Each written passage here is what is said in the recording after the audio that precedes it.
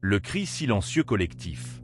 Nous sommes les inaudibles, les écartés, les hommes dont les vérités ont été sacrifiées sur les autels de la commodité, de la vengeance, de la cupidité ou de la peur. Nous venions de tous horizons, l'aîné respecté, le professionnel ambitieux, le modeste vendeur, le mari dévoué. Nous croyions en la justice, en la communauté, en la sainteté de nos foyers. Et puis, elle est venue. Une femme. Pas toutes les femmes, bien sûr. Pas la plupart. Mais une femme dont les mots, dont les larmes, dont les actions calculées avaient le pouvoir de briser nos vies. Nous étions innocents. Nous n'avions commis aucun crime. Pourtant, nous sommes ici. On dit qu'un homme est fort, qu'il est le chef, le pourvoyeur, le protecteur. Mais qu'est-ce qui protège un homme d'un mensonge? D'une histoire fabriquée qui gagne en crédibilité parce qu'elle vient d'une source vulnérable.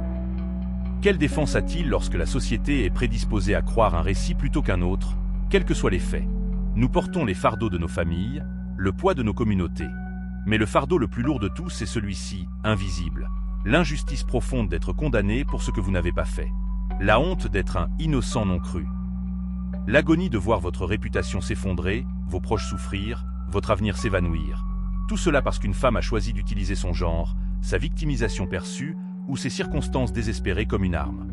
Notre cri silencieux n'est pas un cri de colère, bien que la colère brûle. Ce n'est pas un cri de désespoir, bien que le désespoir menace de nous consumer. C'est un cri pour la vérité, pour la reconnaissance, pour la compréhension que les fausses accusations, de quelque source qu'elles proviennent, sont un cancer qui ronge le cœur de la justice. Nous sommes des hommes, innocents, brisés, et notre seule supplication, derrière ces barreaux, est que le monde écoute vraiment, les vérités qui sont si facilement ensevelies. Nous sommes le cri silencieux de l'injustice, résonnant dans ces murs, attendant un monde qui se soucie d'entendre.